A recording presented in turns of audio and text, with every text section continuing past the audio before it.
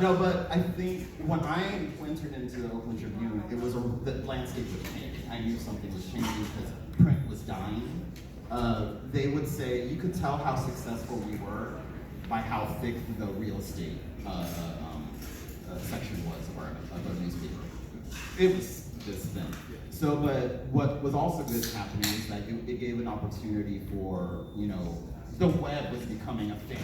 God, I'm fucking old. The web was becoming a thing, and they started to make blogs on their website. They started to build this website. So it was bad that print was dying, but then we were seeing the emergence of this online culture, like before Twitter, before Facebook, before Threads, before Blue Sky, before Spill. And then I knew something was changing, so I always leaned into the change. I'm all, okay, what's going on now? Where are we going? And I'm like, with what's going on right now, we're seeing the strikes happening. We're seeing the rise of AI. Quick side note about AI, everyone's scared of it. We have to be scared of it, but we also have to embrace it. Because quick side note, I want to tell this story because I keep saying it. I went to CAA Amplify about a couple weeks ago, and they had an AI expert come and talk. He was super duper Eastern European, Werner Herzog. He was it is inevitable. The digital species is coming. And I was just like, yeah, species. When he said species, I was all, but then he was all, but also it might cure climate change. He said he firmly believes that AI is going to fix climate change in the next 10 years. Whatever he says. I know, right? But he was super duper either embrace it or fight against it. And then that's kind of how I've been leaning into my career. And it's and also it's no longer viable just to be a journalist, quote unquote. I hate this term, but my mentees here, I said this to him, or them, it's just you just have to embrace and accept where you are at and lean into the change, because if you fight against it, it's kind of like fighting against progress in this way. So right now it's weird. I always joke and say oh, this industry's trash, and but it's oh, I have the right to say that, right? It kind of goes to the whole James Baldwin thing where he's always says I could criticize my country. I'm paraphrasing, but that's kind of how I feel, and it's gonna be a long time until this space is gonna be safe for us. So you're saying AI is gonna be the biggest? AI is gonna take over. No. And we were just gonna have to I don't know, It's okay. Trish, what about you? What has been the biggest change in your career since living in the truth? Yeah. When I first started, and I was specifically in the world of LGBT journalism, there were a lot more local and regional papers or publications that were also moving online at that time. I was in college, just to give you a reference, 2002 to 2006. So that was right at the time where things were moving very digital. And so I was lucky enough to, at that time, kind of how you were saying, basic HTML, thank you to MySpace and creating my website, GeoCities website or whatever. Anyway, just having those skills that they then required of young people. And so now, to your point, to have to know TikTok, to have to know these other additional skills to be a writer somewhere, that is sometimes required, especially at something like when BuzzFeed was starting and it was the hot new property. I have so many friends that have been at BuzzFeed at one time or another, that whether it was for their videos or their reporting, those places, what I was telling my mentee Giselle,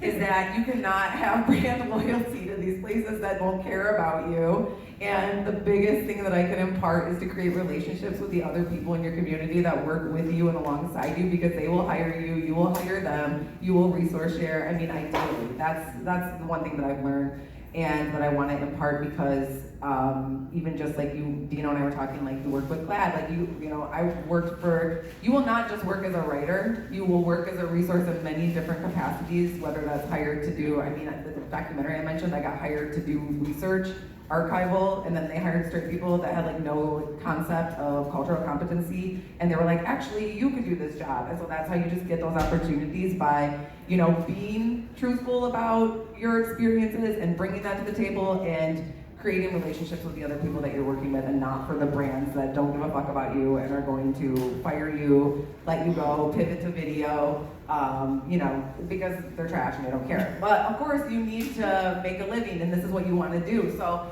I will say on the, you know, and to be an optimist, I'm a Sagittarius, that you have to hustle, and the relationships are the only way that you're going to sustain, because you know, there's been so many times, like the people that I gave an opportunity at Into when I was at Grindr with Into, one of the things that I loved about that was working with new young writers who hadn't had the opportunity, weren't able to get paid a decent amount, you know, obviously it can only last for so long. So when you get something like that, ride it out for the year until they decide it's not profitable enough. That's my advice to you. Get that money, get severance. But then from there, the relationships you create with those people are going to take you elsewhere. And so, I mean, there's any time that somebody asks me, hey, do you think where's somewhere that I could place this piece? I'm thinking of this. I can give you, you know, a handful of people that I know will know the answer for you if I don't know that answer, and they will be happy coming from someone that they trust to be like, oh yeah, let me connect you with who I know. So even though there's been so many fancy new, you know, it's funny because when I was at, I'll just wrap it up with this. When I was at Grindr and we launched Into, Condé Nast was launching them at the same time. And it was like a big point of contention, like, ooh, okay, so, you know, who's the hottest new property of the block? And all the old timers are like, oh my God, give it a fucking couple years and like see what happens. And it's like half of us that we're at Into, have now worked in some capacity at them, you know, and then them basically when they had a bunch of people leave to go to Out. Like there's just, it's a constant flow of motion, and the more you can maintain relationships with the people that care about the work that you guys are doing, because you're never gonna get rich, so. Yeah. That's kind of like Charles. Yeah. So one thing that I wanted to learn from you too, just from having this opportunity here in general, was just the simple fact that like when I walk into a space as a journalist, I wouldn't say that I don't walk into the room and like with my label, like, hey, I'm part of the LGBTQIA+ community and I'm a journalist, like I'm here. It's never that. However, what has been the best aspect for you? What do you think are the best aspects of walking into a space and saying, hey, I am an LGBTQIA+ journalist? You know, what benefits do you think, you know, that it provides? I can go. Yeah. Okay. I was gonna say, when I walk into a room and I am pitching something usually specific to like my beats of like feminist or queer, or you know, like I'm coming in with an angle and an expertise that I'm assuming that like specific to the Times, a straight white editor probably isn't thinking about. So I'm coming in with my like, hey, this is something you should care about. I'll give you an example. The Netflix show, The Ultimatum, they just had their queer, So I was like, no one there is gonna want to write about this. So I can go there and I can tell them, here's why this is important. But you are also gonna have to do a little bit of 101 for a mainstream space like the Times that I wouldn't have to do if I was writing for a queer publication. So you also have to kind of frame it in a way that's like, here's why it's important, without like dumbing it down or making it obviously not offensive to your community, but also like you don't want it to be too insider baseball. It's like a balance. You want to be addressing your community, but also the people outside of the community to try to. It's a hard line to walk, because there's a larger discussion about like how much our work is activism, right? Or like how much we're advocating for ourselves. But it's also like, of course, we're human people that deserve respect, and we have, like there's just it's such an interesting thing to have to almost demand. And so I kind of just bring with, like when I'm pitching, since I'm a freelancer now, I think about it in terms of like, leaning into, this is important, I'll tell you why it's important, and here is how I'm going to tell the story, so that it's not consistently leaning on the fact that I think in queer stuff, like in any kind of diversity stuff, we can like make the story like it's the first or the only, and then people get really upset because they're like, that's actually, we have so much history and that's not true, and so that's the only way to make it like a clickable, headline or whatever. So, and you most of the time you'll have no control over your own headline, so you take that into consideration. But in terms of the actual story and the framing itself, I think that's where you come and say, this is my experience, and who I am lends itself to this story. Yeah, I think coming into a space where like I check two boxes, right? Asian American and queer. I didn't really realize the space I occupied until I worked at Deadline. And then I was like, oh, okay, it's majority white. There was one black girl there, Amanda, and I looked at her immediately and I said, we're gonna have to be friends. I'm starting to like be really, I started to learn to be intentional with the space that I'm occupying to the point of where I'm exploiting it because of the scarcity.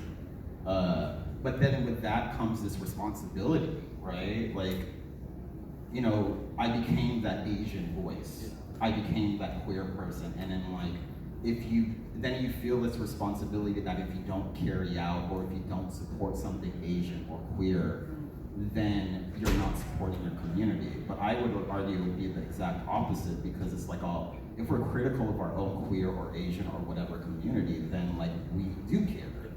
You know, we have the right to say that. But I think the queer community, like for instance at Deadline, I launched New Hollywood podcast, and that was like an amazing experience for me because I was very much pushing that, and the editors were all, they're very much, they were hired, all the people there, or the higher ups were hired by Nikki Fink. I don't know if everyone here is familiar with Nikki Fink, who actually founded Deadline, and the industry hated her. She broke stories without anyone's permission, and everyone was scared of her. But then she changed the face of what breaking news was in entertainment. That's when publicists and everyone started saying, no, you have to get permission first. That's when the gatekeeping really started to bolster up. And so like, they carried that toxic practice of like, oh, get it now, get it done, into like now. And Deadline, compared to THR and The Wrap and Variety, Deadline is the smallest staff, and our content, or when I worked there, constantly cranking out content. The 4 years I worked there, I had one vacation. They exploited my talent as much as I exploited them, and that was very unhealthy. So, yeah, it's like, oh, come on, you know, trauma, just like, I love it, just bring it on. No. But it's like, it's that constant tug of war. It's like, oh, what do I do? It's like, oh, I had no mentor, I had no model, there is no Filipino queer journalist of like, a model I could follow. So I'm like, I'm figuring this shit out as I go. And if it works, it works. If it doesn't, it doesn't. Correct me if I'm wrong, but you were the first, well, the only LGBTQIA plus journalist at Deadline for a while, right? Yeah, I was, but we did have a queer person, but they did social. They didn't really do a lot of, but yeah, I was that person. And it's when Pose came out, I was like, oh, that was like, when I was like, oh, no one can do this but me. I'm sorry, because you're gonna fuck it up. You know, you already fucked up a lot. Like Deadline, everyone knows Deadline fucks up. Remember when they accidentally, I was working there when they accidentally posted, Pence has COVID, and that was a pretty, look at it, I'm just spilling tea, I'm sorry, y'all. Okay, so I have a question. In the journalism space, have you ever witnessed like a straight, we'll just say straight white male, you know, or straight white columnist? Yes. All the above. Have you witnessed a straight colleague just kind of like try to take up, you know, your LGBTQIA space and write those stories and pick up that work? If so, what was the outcome of that? I mostly have the fortune of working in queer spaces. So not necessarily that, but I will say that working with, like, it's always an interesting dynamic still to be a woman in an environment where you are the only woman, and I frequently would become, and I want to say that there were other panelists here today that were not able to be here, so I'm not the only woman today. But like, I have been in many spaces where my job is to be the woman, you know? And like, I feel that I've been diminished because of that, and that can mean gay men also, like treating me that way, or deciding that, you know, and I think it's just something where you just have to kind of check, you know, everybody has to check themselves in those environments to make sure that you are, you know, you are an ally to everybody that you don't have the same experience as, and that will only reflect more positively to your readers and bring in more people to you, to trust your content, to trust you as a writer. And in this day and age, you also kind of have to be, you know, somewhat of a, like I've lost jobs to people because they've had more, like if they're an influencer or they have more of like a social, which is fine because if that's what they want to hire, like then that's like the job that that person's gonna fulfill. So I think like taking so many different aspects of people's experiences and identities into context is so important, and I've also tried to remember, and I think it's so important that you're telling people like what your experience was as a person in that environment, because I think it's important to share with people like, okay, yeah, you could, people have asked me about places I used to work and if it's a good place to go work or whatever, and I just completely am honest with them. I'm like, here was my experience like as a white cis woman there, but like somebody else would have a different experience there, and I can only share with you my experience there. But anyway, I hope that answered your question in any capacity. No, I think a lot, it happens a lot. Because I think with me and with my former co-host, who Amanda, who I love, and now she's working with David Oyelowo in development, it's like so dope, but we would always get the leftovers, as we would say. We would get the scraps. Like for instance, like Ava DuVernay, right, has a 13, all these amazing, huge projects. Me and Amanda wouldn't necessarily be, quote unquote, allowed to cover those, but we could cover Array Releasing, which is more of her indie films that aren't as big ticket banner. And I remember, like, it's weird, like, they want you to be diverse when at their convenience. I think that's kind of what it is. And also, it's like, I had to beg and plead to get invited to the Crazy Rich Asians premiere. I had to beg and plead, after having, like, Letitia Wright, having Winston Duke on our podcast when no one else wanted to do press with them, we had to beg to be invited to the Black Panther premiere. Not because we're like starfuckers or anything, just because we want to like celebrate this. Listen, if you want to starfuck, that's fine. But you know, it's like, no, but it's like just to celebrate, and it's like, it's so weird how this industry will like pigeonhole you and also like, you know, like spread you around thin. I don't know how it's possible to do that, because so often I would be given all the Asian and queer stuff at Deadline. Amanda would be given all the Black, you know, community stuff, but what we can't, like, and then like, but we can't cover something that's majority white, but that's the shit we've been covering all our lives. Right. We know how to do that, you know what? So it's just like, it's just like really weird push and pull. And I feel like it's changing, but I think newsrooms are totally different, and I think the newsroom is just gonna be extinct. To be honest. Yeah, I was gonna ask that. I know with you freelancing and with you having your own publication now, with the whole with the Say Gay movement and you know the ongoing fight of trans rights, and now the ban on drag in multiple states. I was gonna say, how has this space changed? Like, how has the environment changed? Ooh. Well, what immediately comes to my mind is does everyone know what the 19th is? Mm-hmm. My friend Kate Sasson is a wonderful reporter. Yes. The 19th, everybody should read it. Yeah, the 19th. There's also a documentary that premiered at Tribeca, I think, called Breaking the News. And that's kind of what I hope happens. It's all queer, women-led, and and non-binary people, that it's like feminist, like centered, but not in a turfy way. And it's all like politics and news from, from this lens. From queer women, but not binary. And the news reporting, it's really wonderful. Yeah, but I always say, like, when I was at the Oakland Tribune, I loved working in a newsroom. Like, there's like this, it isn't like what you see on TV, but you get to communicate with your fellow reporters, you get to get feedback, but as a freelancer, it's such an isolating experience. And that's like the drawback, but also you have so much freedom, you know? So it's like, you could say the grass is greener, but I do feel like newsrooms, it's hard because once you get a spot as a staff writer, people won't leave. Like they will die out. Security. Yeah, extinct. Yeah, but like I found that a lot of the journalists in entertainment, at least, I want to say majority of them are freelance.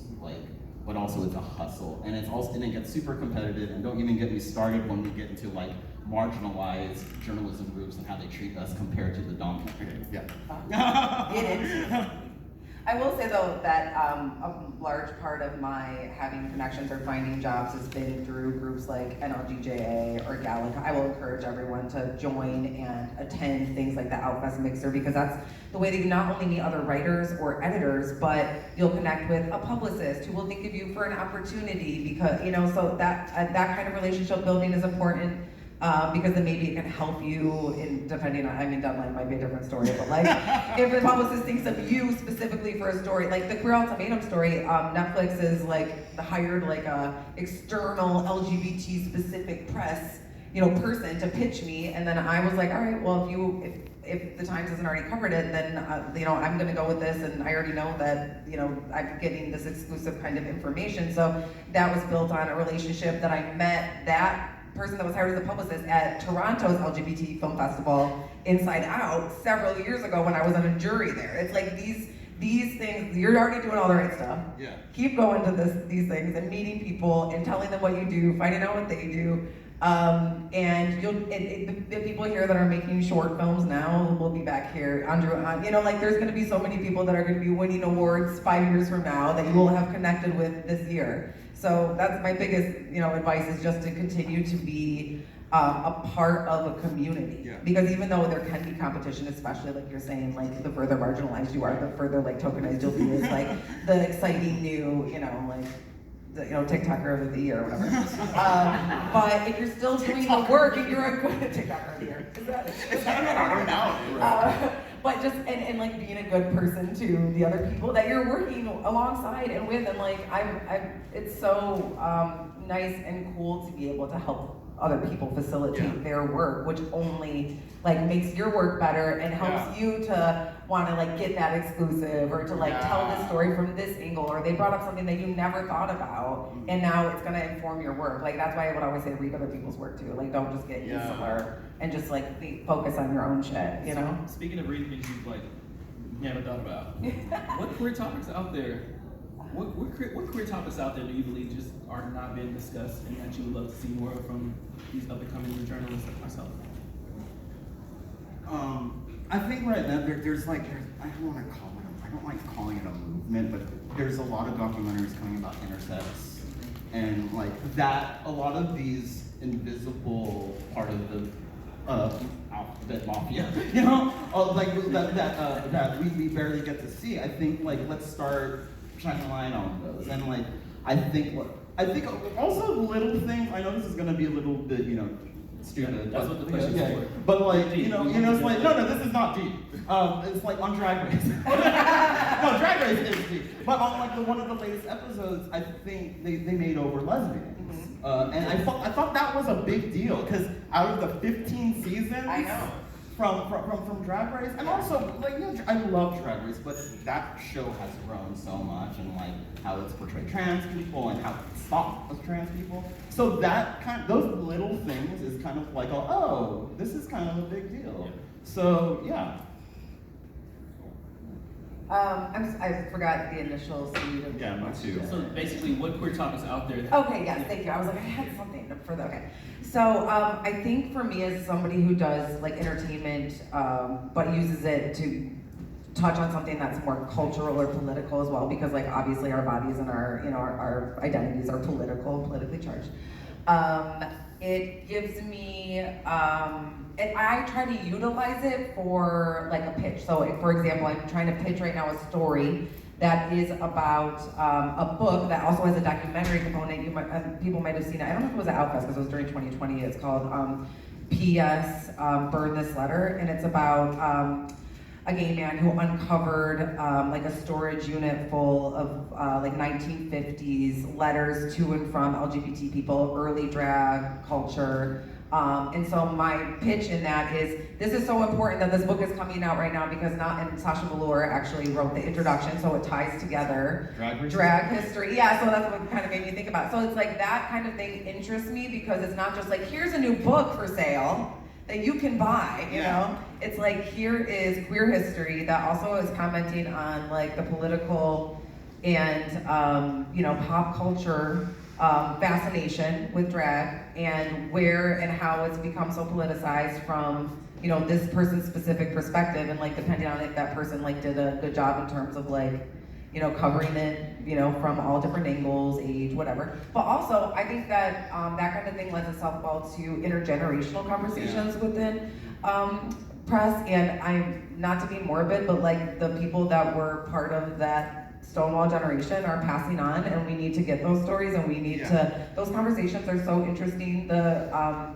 The photographs, the videos, the archival things that can be and are still being uncovered and discovered are so important, and I think like that's such an exciting thing for people now, for like me now, for hopefully people younger now to be interested into, and to really understand the full context of where like our movement is, where we are in media, entertainment, because now it's just so, when I was at After Ellen, it was pulling teeth to find lesbian content on television, and now it's like you could, I mean, and the sad irony now is that there's no real focused sites like Autostraddle arguably that covers, you know, that specifically, like how are queer women and non-binary people and like anybody but like cis guys really being portrayed on TV, media, film, etc. So anyways, all this to say that it's evolving, and I think there's still so many opportunities, like to create that specificity for yourself in the work that you do, and to be an asset to a certain publication, whether it's your own or whether it's like you're pitching like a mainstream spot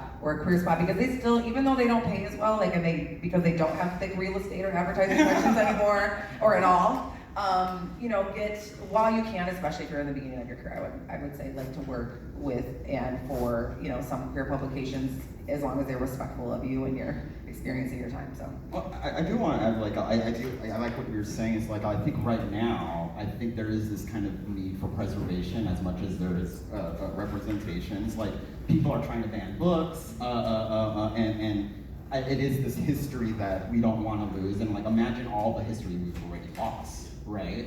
So I just kind of like love reading with that as well. It's like kind of a hard balance of like all representation and preservation, because it's grateful now that we have a queer history to preserve. Like, why don't we start doing that? It is kind of like, oh, you don't know where you're going to where you've been kind of thing. Yeah. All the good quotes and cliches. Well, in your eyes, Trish, what would you say is the state of queer journalism? I feel very heartened by the fact that a lot more newsrooms and outlets are feeling it necessary, whether that was out of the goodness of their own heart or the pressure from external sources, or just like knowing that they're going to have a much better publication if they are able to serve and staff a like diverse community of writers and contributors. I feel that there's definitely a lot of different kinds of stories and different ways that stories are being told now, which is really exciting to me. The hardest part is, I think, just telling new people that want to do this is like, it's a constant hustle. And I wish I could tell you you're gonna find one job and you're gonna be there forever, and you know, you're gonna be set for life, but like it's, and I mean, you kind of have to choose that. You kind of have to choose that you're going to be hustling and that you're just going to be putting it together by this project over there and pitching constantly and following up constantly, and that's something that can work for some people. But if you don't want to do that, and it's also okay to have another job and like do something else and like write because you want to write. It doesn't have to be your full-time job, and it doesn't make you not a writer. And so that's something that I want to share too, because I think so many people, especially in LA, it's like are cagey about like how they make their money or like what they're doing. And so it's like, I'll tell you, like, it's okay, like if you're good, like if you're doing what you want to do and you are contributing the kind of work you want to contribute to the world, and then I think that's all that matters. But I also want you to get paid. So that's why I'm being resource sharing. I think it's so helpful. There's a great Twitter thread, if it still exists, that's called Writers of Color, that really does a lot of good work by being like, how much are you gonna pay for that though? What is the job? You know? So I'm just like, you have to, like, that is so important. And I think like, I'm always happy to share with my friends that are getting hired somewhere if I know like what I was getting paid and like what they should be asking for. Because like I was glad, I'll shout out the guys at Grindr that told me what they were getting paid, so that when I went in there and told them, this is what I want, they're like, oh, we were actually thinking this. I'm like, oh, really? Because that person below me was getting that, you know? So it's just like, we just being able to not be like, oh, scarcity, like let the scarcity like fuck us up, you know? Yeah. See, now we need just like a filmmaker to make a film on like, she said, but the queer version. What is the journalism like? Dino, what about you? I think like we're queer journalists, right? I think we're in the same, like, I'm always speaking from the entertainment industry, also like cultural commentary perspective, but it's like I think queer journalism is going to be the same as like Hollywood. Everyone is in this stage of visibility, and that's where we're at right now. There's nothing past that. So it's like once we figure out what, like, I think I'm going to shout this book out. I really want everyone to read Maureen Ryan's book, Burn It Down, read it. It's a really good book about how toxic this industry is, but also what we could do to fix. And I think a lot of people, we have this visibility. Okay, yes, as she calls it in the book, inclusivity cosplay. You know, they're all out in front, but who the fuck is making the decisions? Who are the gatekeepers? Who are the people, you know, who are the Zaslavs? Who are the Igers, you know?